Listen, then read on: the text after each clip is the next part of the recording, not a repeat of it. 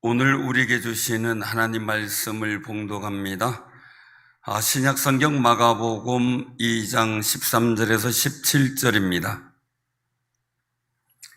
마가복음 2장 13절에서 17절 봉독하겠습니다. 예수께서 다시 바닷가에 나가심에 큰 무리가 나왔거늘 예수께서 그들을 가르치시니라. 또 지나가시다가 알페의 아들 레위가 세간에 앉아 있는 것을 보시고 그에게 이르시되 나를 따르라 하시니 일어나 따르니라.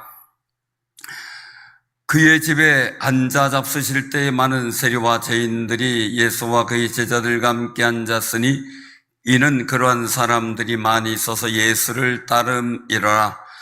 바리새인의 서기관들이 예수께서 죄인 및 세리들과 함께 잡수시는 것을 보고 그의 제자들에게 이르되 어찌하여 세리 및 죄인들과 함께 먹는가? 예수께서 들으시고 그들에게 이르시되 건강한 자에게는 의사가 쓸데없고 병든 자에게라야 쓸데 있느니라. 나는 의인을 부르러 온 것이 아니요 죄인을 부르러 왔노라 하시니라. 아멘. 이 시간 우리 임마누엘 찬양대가 하나님께 찬양으로 영광을 올려드리겠습니다.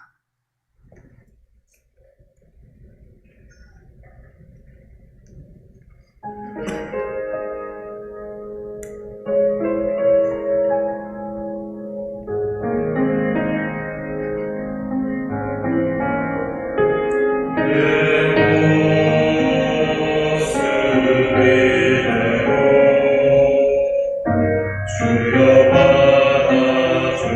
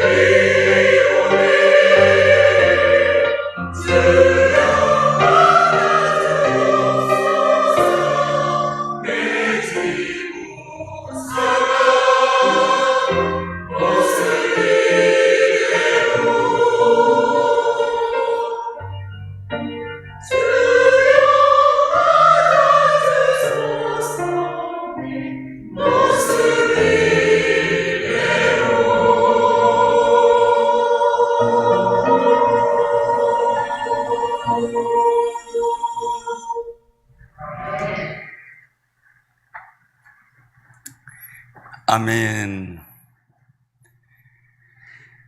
하나님의 은총이 여러분에게 단비처럼, 소낙비처럼 내려오는 역사가 있기를 바랍니다.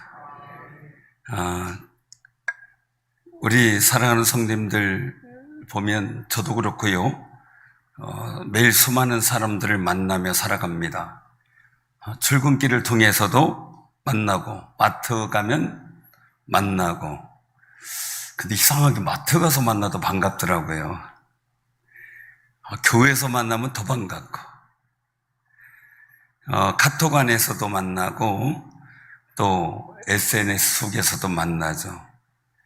그러니까 카톡에 가족방이 7, 8, 우리가 6분이 들어와 있는데, 페이스톡도 전체가 같이 할 수 있더라고요. 페이스북을 누르니까 전체가 다 연결이 되고 들어오는 사람 같이 얼굴 보며 하게 돼요. 이런 누군가와 연결되어 있어요. 그리고 그 관계를 맺으며 살아갑니다. 대면 관계도 있고 또 비대면 관계도 있을 수가 있겠죠. 거리를 가다가 이제 오랜만에 만나는 사람을 보게 되죠. 반갑게 인사해요. 스치고 지나가는 사람이 언제 또 만날지 몰라요. 때로는 전화번호를 주고받기도 하지만 그 다음에 연결되는 예는 많이 없더라고요. 근데 놀라운 것은 그때 느끼는 사람들의 이야기입니다. 인사하는 동안 주변 사람들에게 내가 이렇게 알고 있는 사람이 있다는 어떤 기분이 든대요. 그래서 어깨도 으쓱해지고 하는 그런 상황이 된다고 하더라고요. 그래서 지나가면서 그 사람 누구야? 인사한 사람 누구야? 이렇게 물어보면 그때 이제 아는 사람 같은데 인사는 했는데 기억은 안 나? 그랬더라고요. 근데 이렇게 반갑게 인사하냐? 그랬더니 어떻게 반갑게 인사해야지 그래도. 아는 사이긴 한데 기억이 안 납니다. 그래도 반갑게 인사하는 게 우리 사람의 마음입니다. 이런 상황 속에서 우리가 한번 생각해 보시길 바랍니다. 요즘 나는 누구를 만나고 계십니까? 우리 스스로 말입니다. 내가 만나는 사람은 어떤 사람입니까? 혹여나 내가 피하고 있는 사람은 또 어떤 사람이 있습니까? 오늘 본문 말씀 속에서 아주 중요한 질문이 나옵니다. 예수님이 오늘 만나는 사람은 누구인가? 라는 겁니다. 누구인가? 본문 말씀을 통해서요, 예수님이 누구를 만나시는지, 그 만남 속에 흐르는 하나님의 은혜가 무엇인지를 보게 되는데요. 여기서 등장하는 한 사람이 나오죠. 레이 이름을 가진 세리입니다. 그 세리를 만나는 장면이 나오는데 예수님은 갈릴리 바닷가를 다시 걸으시는 중에 무리들이 몰려오자 그들에게 말씀을 가르치십니다. 계속 이동 중에 가르치실 수도 있으니까 지나가시던 중에 예수님의 시선이 한 곳에 머물러요. 세간에 앉아있는 레이입니다. 레이는 우리가 잘 아는 마태라고 하는 제자죠. 그 마태하는 사람을 향해 멈춥니다. 자, 근데 이 레이가 어떤 사람이냐라는 거죠. 로마 정부를 위해 일하는 세리입니다. 오늘로 얘기를 한다 그러면은 세금 걷는 사람입니다. 세리장 삭개오는 세무서장이라면 여기 세리는 말 그대로 세무서 직원입니다. 유대인들에게는 이 세리들은 배신자로 취급받은 사람입니다. 왜냐하면 세리는 단순한 직업 문제가 아니라 사회적인 죄인으로 낙인 찍힌 존재입니다. 사실 죄를 지어서 죄인이 아니라 세금을 걷어서 로마에 바치는 일을 하기에 정서상 싫어하고 미워하고 배척하는 부류였던 거죠. 그래서 당시 유대 사회의 세리는 두 가지의 미움을 받아요. 첫째는 로마를 위해 동족의 세금을 거두어서 민족의 배신자라고 하는 낙인이 찍힙니다. 둘째는 세금만 거두는 게 아닙니다. 왜요? 로마에서 봉급을 주는 게 아니라 그 세금 걷어들이는 것의 일부를 자기 이익으로 챙겨 놓습니다. 몇 프로 이런 게 있겠죠. 그래서 세금을 걷는데 조금 더 거둘 수밖에 없는 여건입니다. 그러니 어떻게 됩니까? 강도요, 도둑이라고 이렇게 여겨졌던 사람입니다. 레위는 유대인들의 그런 시선들을 너무나 잘 알고 있었겠지요. 그래도 개인적으로 보면 어떻습니까? 대단히 탄탄한 직업이었고 매력적이었을 겁니다. 그런데 이 레위는 시선을 기억했을 거예요. 왜요? 유대인 중 누구도 자신과 눈을 마주치지 않아요. 인사도 하지 않는 분위기에서 그냥 거리 한쪽에 마련된 사무실에서 사물을 보는 장소에서 조용히 고개를 숙이고 돈을 세고 서류 정리하고 있었을 것입니다. 그런데 아무도 보지 않는 그 레위를 예수님의 눈길이 머뭅니다. 그리고 놀랍게도 예수님은 레위에게 말씀하시는데 나를 따르라 라고 말씀합니다. 레위의 행동은 다른 이유를 달지 않고 무조건 일어나 따라갑니다. 생각할 수 있어요. 레위가 얘기를 하기를 예수님 왜요? 뭐 때문에 날 불러요? 할 수 있겠고, 뭐 부탁할 일 있어요? 할 수도 있겠고, 또 나 따라와 그랬을 때 사무실을 정리하고 좀 인수자를 만나서 내가 좀 권리금도 받아야 되고 챙길 게 많은데 그것 좀 인수시켜놓고 갈게요 할 수도 있을 겁니다. 그런데 아무 말도 없이 즉시 일어나 예수님을 따르죠. 이런 일화가 베드로에게도 있었죠. 배와 그물을 버려두고 예수를 따랐습니다. 지금은 은퇴하신 목사님이신데요. 충주 외곽지에 있는 교회를 담임을 하셨어요. 그래서 목회하면서 같이 이제 제가 후배니까 같이 만나서 얘기하는 중에 자신이 섬기고 있는 교회의 권사님 이야기를 한번 해주시더라고요. 지금까지 교회에 그분이 가셨을 때 거의 한 20년 가까이 되셨는데 그동안 20년 동안 교회를 목회하면서 신방을 가자고 권사님한테 전화를 했는데 한 번도 거절당해 본 적이 없대요. 그냥 지금까지 무조건 그 권사님한테만 전화하면 신방 갑시다. 밤낮 없이 어느 때든 알았습니다 목사님 하고 나왔대요.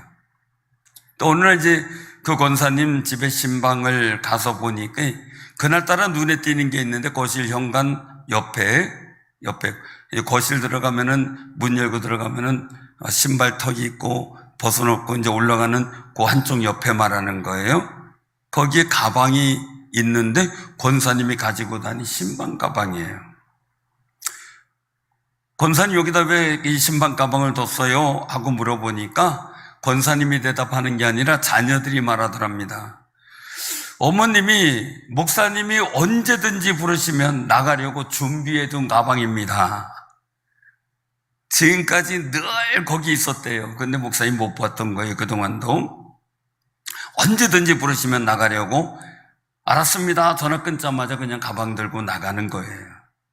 그 말을 듣고요. 깜짝 놀랐답니다. 그러면서 얘기를 하는데 가족들과 오랜만에 밥을 먹다가 자녀들이 오면 얼마나 좋아요. 기쁘게 밥을 먹는데 오랜만에 자식이 와서 밥을 먹는데 한 숟갈 뜨려고 하는데 전화가 오더래요. 그래서 얘기를 했대요. 어머님 받지 마세요. 받지 마세요. 무슨 전화인지 아니까 받지 마세요. 아니다 받아야 된다. 그러고선 전화 받자마자 신방 가야 됩니다 하니까 전화 끊고 알겠습니다 그러더니 가방 들고 나갔다는 거예요. 그래서 오랜만에 자식들과 같이 식사하려다가 자식들만 식사하고 갔다는 거예요. 그 말을 듣고 가슴이 뭉클해지더래요. 눈시울이 붓길 정도로. 그랬었구나. 그 가정을 위해서 마음껏 축복하고 그랬는데 사실 끼니가 있기가 힘든 정도의 어려운 경제 여건이었는데 하나님께서 은혜를 주셔서 그 자녀들이 나중에는 그 마을의 유지가 될 정도의 어떤 위치에 올라섰다고 합니다. 그래서 하나님의 은혜가 임했다라는 그 이유를 이야기를 하는 것들을 듣고 제가 감동도 받고 깜짝 놀랐는데 부르심에 즉시 응답하는 게 얼마나 중요한 것인가를 다시 한번 깨닫게 됐습니다. 예수님이 레위를 부르신 것은 조건 없는 부르심입니다. 베드로는 주여 나는 죄인입니다. 나를 떠나소서 했는데도 내가 사람을 낚는 어부가 되게 하리라. 나를 따르라 그러시니 모든 걸 버려놓고 그냥 무조건 주를 따르는 그의 행동을 우리는 기억을 합니다. 예수님의 성육신하신 것은요, 말이 아닌 행동으로 보여주신 하나님의 사랑을 우리가 느끼게 만들죠. 사랑하셨다고만 말씀하시는 게 아니라 아들을 보내시기까지 우리를 사랑하셨고, 아들이 당하는 십자가의 고통을 보고 감내하시면서까지 우리를 사랑하셨다는 거죠.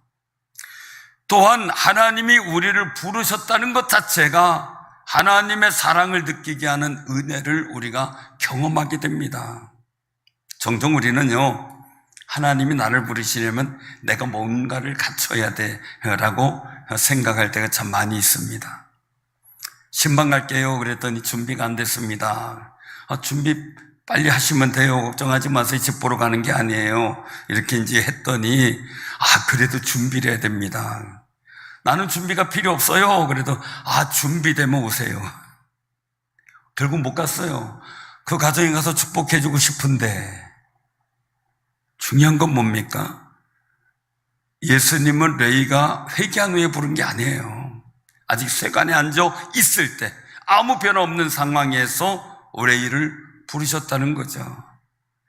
거기서 이 말씀을 통해서 보면 우리의 자격 요건을 내 스스로 판단하는 게 아니라 주님의 부르심에 반응하는 내 마음이 중요하다는 거예요.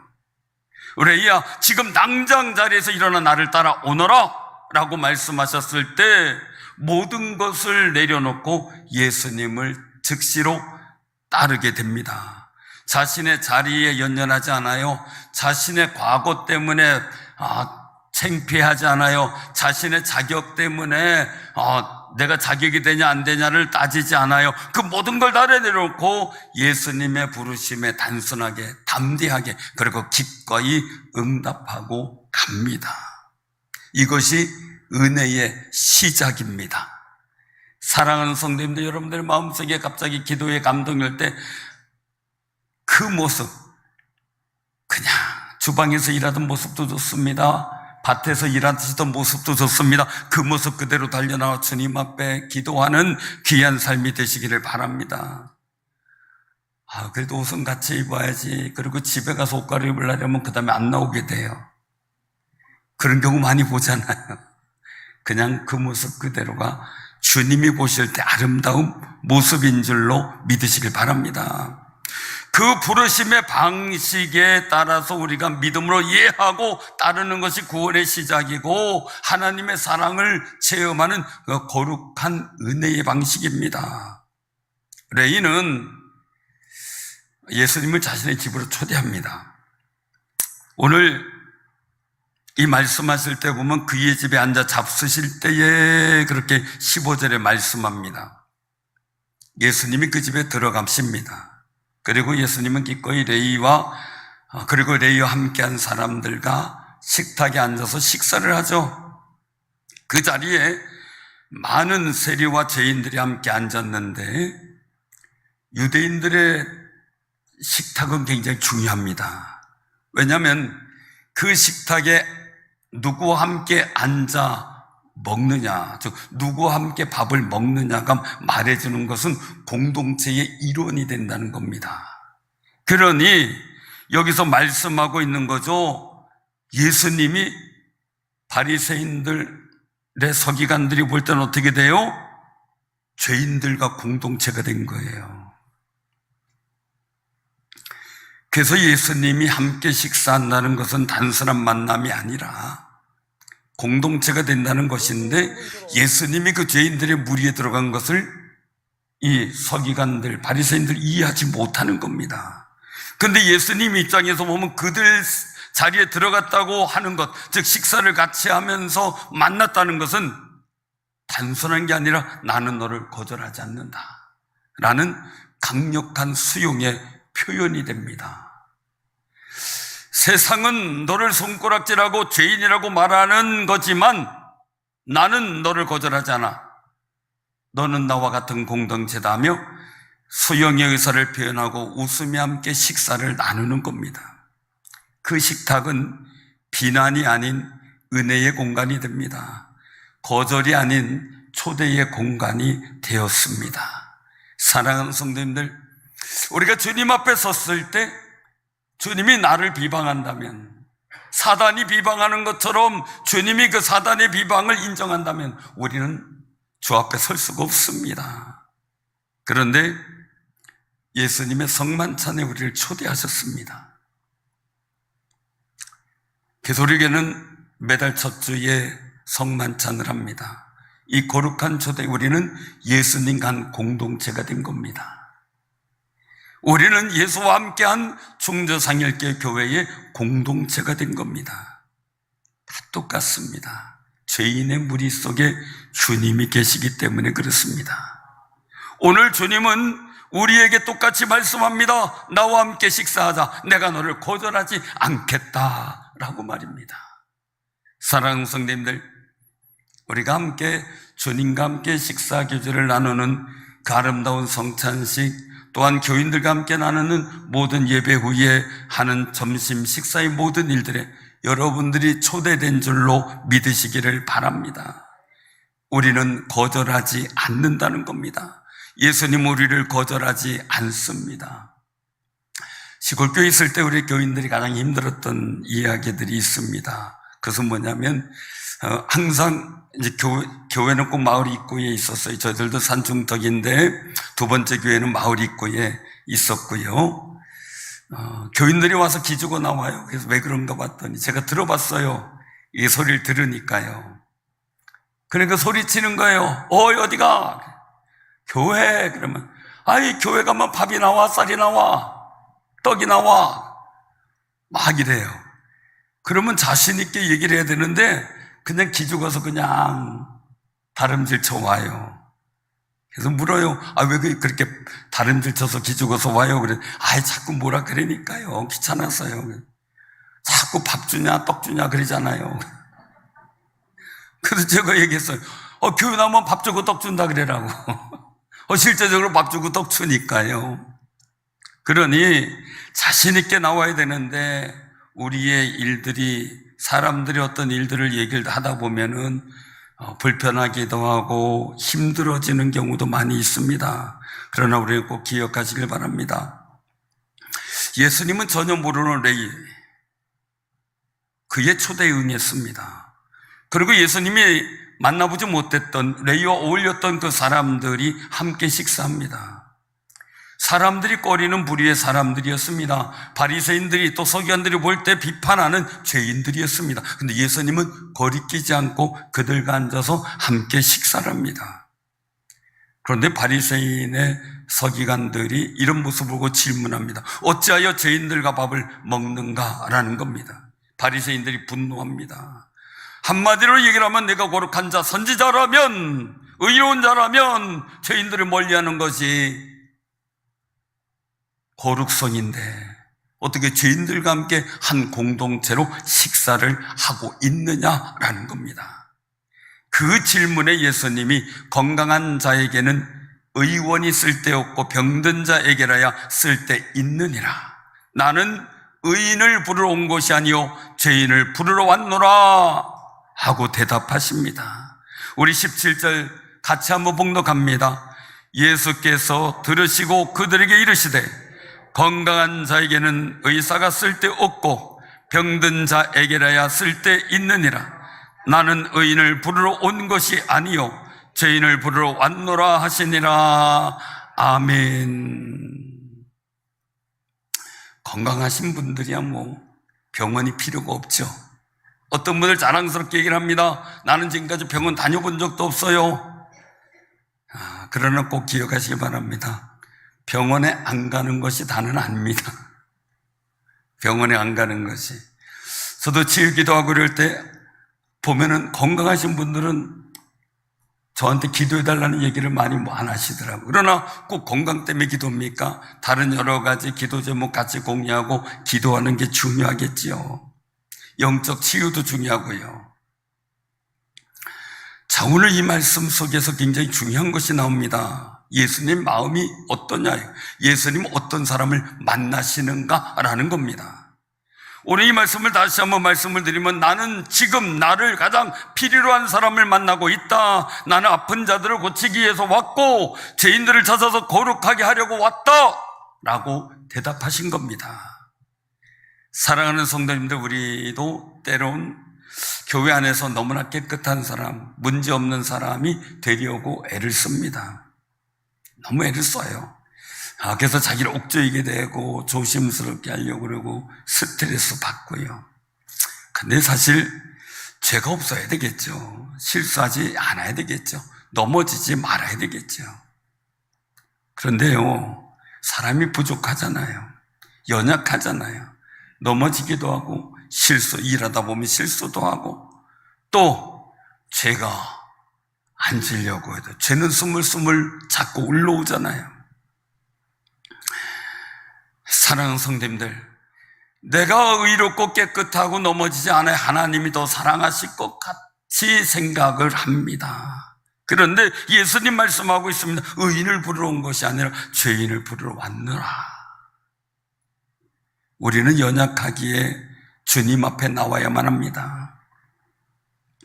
우리 A 같은 사람은요, 많은 사람들에게 거절당하고 외면당하고요, 자신의 삶에 스스로 실망한 사람이었을 겁니다. 자신감이 있었는지 몰라도 왠지 모르게 사회와 굵은 벽이 가로막고 있는 것 같아서 늘 외로웠을지도 모릅니다. 그 사람을 찾으러 오셨다는 겁니다. 사실 우리가 신앙생활 하다 보면 많은 상처를 받을 때가 있잖아요. 그 중에 하나가, 여러 가지 몇 가지 말을 보면, 저한테 이제 신앙 상담하다가 나온 이야기들 중에서 몇 가지를 추려봤어요. 너 같은 게 교회 난 다니냐? 대뜸 하는 말이 그렇답니다. 너가 전도했더니 너 같은 게 교회 다니냐? 하는 말이 또, 하나님이 되게 할 일이 없나 보다 너 같은 걸 구하는 거 보면. 어떤 남편은 그러더랍니다. 너 같은 사람이 가는 천국 난 절대 안 가. 너 만나기 싫어서. 자존심이 상한데. 그래도 전도하다 보면 또 네가 다니는 교회니 어련하겠어. 얘기를 한다는 겁니다. 정말 이런 말을 들으면 자존심도 상하고 속상하고 내가 잘못 살았나 스스로 비관도 되고 말입니다. 내가 가진 믿음이 진짠가 고민도 해봅니다. 근데 이런 고민을 우리만 한 게 아니더라고요. 사도 바울도 했더라고요. 로마서 7장 22절에서 25절 사이에 보면, 사도 바울 속사람으로는 하나님의 법을 즐거워한다라고 고백을 합니다. 그런데 자신의 마음 속에서 다른 한 법이 하나님을 즐거워하는, 하나님의 말씀을 즐거워하는 마음의 법과 싸워서 하나님의 일을 싫어하고 말씀을 싫어하고 죄를 좋아하게 하는 이 마음이 오히려 하나님을 즐거워하는 마음을 이기게 해서 말이에요, 자기가 스스로 좌절감을 느끼는 죄의 법에 장악당하는 자신을 보게 되었다고 체험하는 것을 고백합니다. 그 속에서 고백한 게 뭡니까? 오라, 나는 공고한 사람이로다. 이 사망의 몸에서 누가 나를 건져내랴 하고 단식합니다. 사도 바울은 자신이 배운 바리새인으로서의 율법의 지식, 받은 훈련, 여기에 최선을 다해 거룩해지려고 노력했는데 스멀스멀 자기에게 죄 짓고, 그리고 또한 하나님의 말씀을 싫어하는 마음들이 자꾸 일어나 자기의 마음이 장악되는 것을 보고 인간의 한계를 느끼고 좌절한 겁니다.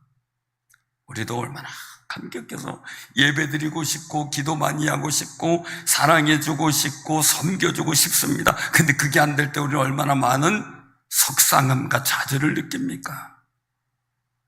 그래서 그는 스스로 디모데전서 1장 15절에서 고백합니다. 미쁘다, 모든 사람이 받을 만한 이 말이요, 그래서 예수께서 죄인을 구원하시려고 세상에 임하셨다 하였도다. 죄인을 구원하시려고. 죄인 중에 내가 괴선이라 라고 사도 바울은 고백해요. 자신이 얼마나 비참한 존재인가를 깨달습니다. 그래서 예수 십자가의 은혜가 아니면 구원받을 수 없는 존재임을 스스로 고백하는 겁니다. 사랑하는 성도님들, 사도 바울이 이런 고백을 하게 되는 것은 그가 율법 속에서 자기가 구원받을 수 없는 존재임을 처절하게 깨달았을 때 자기 마음 스스로도 이기지 못해서 죄의 법에 장악당하는 마음을 보고 너무 낙담해서 그 스스로 고백하는 겁니다. 그런 고민 속에 로마서 8장 1절 2절에서 고백하는데, 이제 그리스도 예수 안에 있는 자에게는 결코 정죄함이 없나니 이는 그리스도 예수 안에 있는 생명의 성령의 법이 죄와 사망의 법에서 너를 해방하였습니다. 강력하게 선언합니다. 그래, 내 주께서 주신 생명의 성령의 법이 내 마음속에 있는 죄와 사망의 법에서 나를 해방했다. 내가 죄인인데, 괴수인데 예수 십자가의 은혜로만 내가 깨끗하게 될 수 있다 라는 것을 고백하는 겁니다.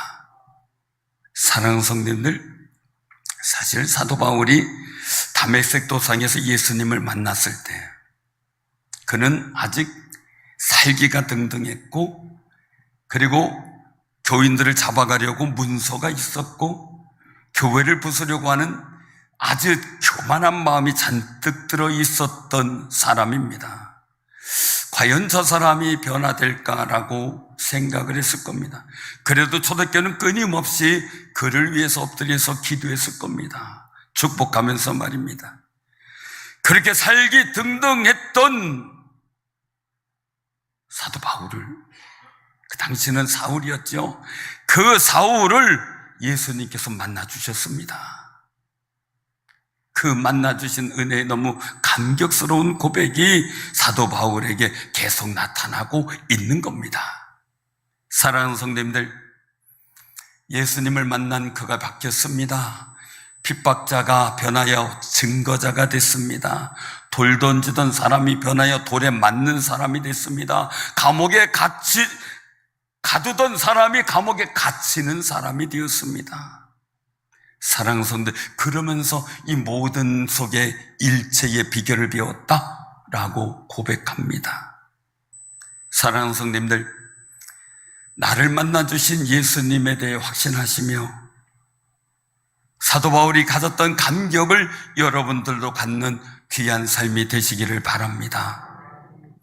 우리는 오늘 본문 말씀을 통해 또한 새로운 사실도 깨닫게 됩니다. 시편 1편에 보면 복 있는 사람은 이렇게 시작됩니다. 우리 옆에 분들하고 인사 나누세요. 복 있는 사람 됩시다. 복 있는 사람은 그렇게 말씀합니다. 저는 복 있는 사람이 되려고 학생 때 신앙생활 하면서 우리는 학생 때 토요성경 공부가 있었습니다. 그래서 모여서 자체 활동을 했는데 그때 이제 성경 암송대회 때 시편 1편을 암송하는 거였어요. 그래서 그거를 암송하려고 열심히 노력했던 때가 있는데 지금까지 그 말씀이 제 가슴을 칩니다. 복 있는 사람은, 아브라함을 불러놓으시고 너는 복이 되라 말씀하셨습니다. 그 전에 이미 아담과 하와를 만들어 놓으시고 너는 복이 되라고 복을 주셨습니다. 여러분들 불러서 너는 복 있는 사람이다 말씀하시는 하나님의 음성이 여러분들 마음에 울려 퍼지기를 바랍니다. 복 있는 사람이 하는 일이 있습니다. 악인들의 길을 따르지 아니하며 죄인들의 길에 서지 아니하며 오만한 자들의 자리에 앉지 아니하고 라는 겁니다.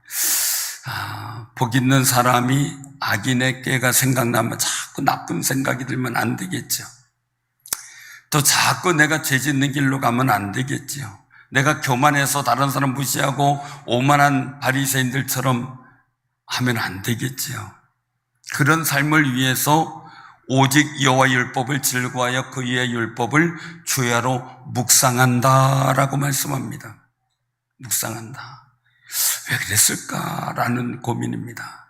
제가 제일 힘들 때가 학생 때부터 있었던 습관이 제 마음에 나쁜 생각이 들 때마다, 안 좋은 생각이 들 때마다 금식했던 때가 있었습니다.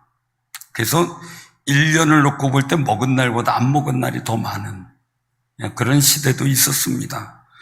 그저 내 마음에 선한 생각이 들어오길 원해서 장난스러운 생각도 싫고 오직 하나님께서 보실 때 복 있는 생각이 내 마음에 들어왔으면 해서 악인의 깨가 생각내도 안 되고 내 길이 죄인의 길, 죄인들의 그냥 휩쓸려서 죄 짓는 길로 가서도 안 되고 교만한 사람들과 같이 주절거리며 이러고 저러고 판단해서도 안 되고 그러니 하나님의 말씀을 즐거워해서 그 말씀을 주야로 묵상하며 주여 내가 복 있는 자 되기를 원합니다 라고 고백했던 적이 있습니다.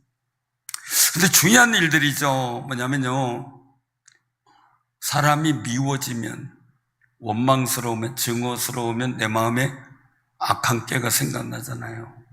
그죠? 못되게 한번 해볼 생각도 한번 나고 안 갚은말 생각도 나고 말이죠. 사람이 미워지게 되면 여러 가지 상황들이 생겨나잖아요. 그래서 나도 모르게 그 다른 사람들과 함께 그 사람이 못됐으면 하는 바람 때문에 가고. 근데 제가 느낀 겁니다. 그동안 내가 악한 깨를 생각하고 그리고 그 사람 못됐으면 좋겠다라는 바람을 가지면 오히려 그 일이 내게 생기는 거더라고요. 그래서 제가 아주 결심한 게 있습니다. 다른 사람을 축복하며 사는 게 내가 복 있는 방법이라는 거. 다른 사람에게 못되게 악한 깨를 생각하는 건 그 깨가 내게 오히려 손해를 주는 일들로 나타난다는 거죠. 자기 깨에 넘어간다라는 말이 있잖아요. 그래서 아주 이 일들 때문에 철저하게 기도했던 적이 있습니다. 중요한 거는요, 사람과의 관계 속에서 죄의 길도 또 악인의 깨도 생겨서 안 되고 내가 교만해서 다른 사람 판단하면서 함부로 대해도 안 되는 거죠. 바리새인 여기 서기관이라고 하는 이 사람들은 레위를 함부로 판단했습니다. 그런데 예수님은 오늘 구원이 집에 이르렀다고 말씀합니다. 그리고 만나주십니다. 근데 놀라운 게 있습니다. 그래서 뭡니까? 레위는 예수님 만났는데 바리새인이 서기관은 예수님 못 만났다는 겁니다. 보긴 봤어도 그와 한 공동체가 되지 못했다는 겁니다. 성경은 우리에게 나쁜 관계를 복된 관계로 만들어가기를 원하시는 하나님의 마음을 우리가 말씀하고 있다는 사실을 느껴야만 합니다. 예수님께서 기도 응답받는 비결을 말씀하시죠. 태산을 움직이기도 하는 기도의 능력. 마가복음 11장 24절에 보면 그렇게 말씀합니다. 내가 너희에게 말하노니 무엇이든지 기도하고 구하는 것은 받은 줄로 믿으라. 그리하면 너희에게 그대로 되리라. 아멘. 그대로 되길 바랍니다. 다시 한번 말씀 봉독합니다. 내가 너희에게 말하노니 무엇이든지 기도하고 구하는 것은 받은 줄로 믿으라. 그리하면 너희에게 그대로 되리라.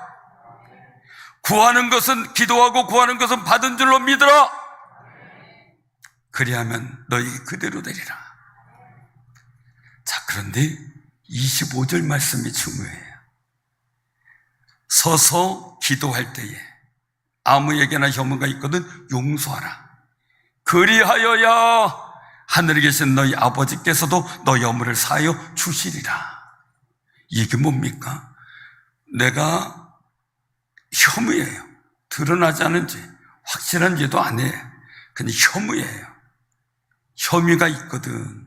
그래도 용서하라는 거예요. 왜요? 그 용서의 일들 속에서 하나님께서 내 허물을 다 용서해 주실 은혜가 있어야 내 기도가 상달된다는 거예요. 근데 내가 용서하지 못하면 내 기도가 하나님께 상달되지 못한다는 거예요. 우리 옆에 분들하고 인사 나누세요. 손해보지 맙시다. 우리 그런 손해봐서는 안 돼요. 그런 상대방의 의미가 없어요. 그냥 내 마음에 하나님 앞에서 모든 허물과 허물 다 용서하는 거예요. 중요한 거죠. 자, 이 말씀 뭡니까? 우리가 기억할 것은요, 예수님이 만나는 사람이 누구였습니까? 죄인이라고 탓하는 서기관 바리새인이었나요? 내가 죄인입니다 고백했던 베드로를 만나셨고, 자기가 죄인 중에 괴수라고 외쳤던 사도 바울을 만나셨고, 울며 눈물로 향유로 자기 머리털을 예수님의 발을 모으며 닦아줬던 그 여인에게 예수님 만나셨습니다. 우리는 예수님 만나야 됩니다. 예수님이 찾아오셔야 됩니다. 사랑하는 성도님들, 오늘 본문에 있는 이 바리새인의 서기관들, 바리새인들이죠. 이 사람들, 하나님의 사랑과 예수님의 용서를 이해하지 못했습니다. 그래서 예수님을 비난합니다. 사랑과 용서는 이해의 문제가 아닙니다. 그냥 하나님 말씀에 순종의 문제입니다. 그냥 내가 하나님 말씀에 순종하겠습니다 라고 할 때 이루어지는 겁니다. 이해가 되지 않지만 하나님 말씀이기에 따르겠습니다 라는 고백입니다. 그래서 시편 1편에서 하나님의 말씀이 즐거워 묵상하는 그 사람이 얻어지는 결론 속에 주의 말씀이기에 순종하겠습니다 할 때 악인에게도 사라지고 죄인의 길에 서는 것도 분별이 되고 오만한 자들의 소리가 들려지지 않습니다. 겸손한 자의 소리가 들려집니다. 그때 그는 이렇게 말씀합니다. 시냇가에 심은 나무가 저를 따라 열매를 맺으며 그 잎사귀가 마르지 아니함 같으니 그가 하는 모든 일이 다 형통하리로다. 이 선언이 여러분들의 선언이 되시길 바랍니다. 여러분들의 삶에 이루어지는 열매가 되기를 바랍니다. 이런 사실을 믿고 하나님 말씀대로 주의 말씀이 즐거워하며 순종하는 일들이 이루어질 때 나타나는 열매라는 겁니다. 말씀을 마무리하면서 여러분들에게 묻고 싶습니다. 나는 예수님이 만나신 사람입니까? 나는 오늘도 예수님의 부르심에 응답하고 있습니까? 나는 누군가를 만날 때 예수님의 눈길로 그들을 바라보고 있습니까? 예수님은 죄인이라고 바라봤던 레위를 구원받을 사람으로 보았습니다. 그리고 그와 식탁을 나누며 식탁의 공동체로 내가 너를 거절하지 않겠다 받아들이셨습니다. 지금도 예수님은 레위를 찾고 있습니다. 그리고 나를 쫓아라 말씀하시길 원합니다. 우리가 어떤 자리든 어떤 과거를 해도 상관없이 예수님은 우리를 먼저 찾아오시고 부르셨습니다. 그 사랑 앞에 우리는 오늘도 고백할 수 있어야만 합니다. 주님, 저는 죄인이지만 주님 부르시기에 따르겠습니다. 저를 만나주신 주님처럼 저도 누군가를 만나는 사람이 되겠습니다. 이제는 바리새인의 눈이 아닌 주님의 눈을 갖고 그들에게 주님을 따르자라고 이야기할 수 있는 믿음의 사람이 되겠습니다. 주님을 전하는 믿음의 사람이 되겠습니다. 이런 고백을 할 수 있는 귀한 역사가 우리 사랑하는 성도님들 삶 속에 이루어지기를 바랍니다. 예수님이 만나는 사람, 예수님과 함께 식탁에 앉는 사람, 예수님의 사랑을 전하는 예수님의 시선을 가진 믿음의 사람이 되기를 주님의 이름으로 축원합니다.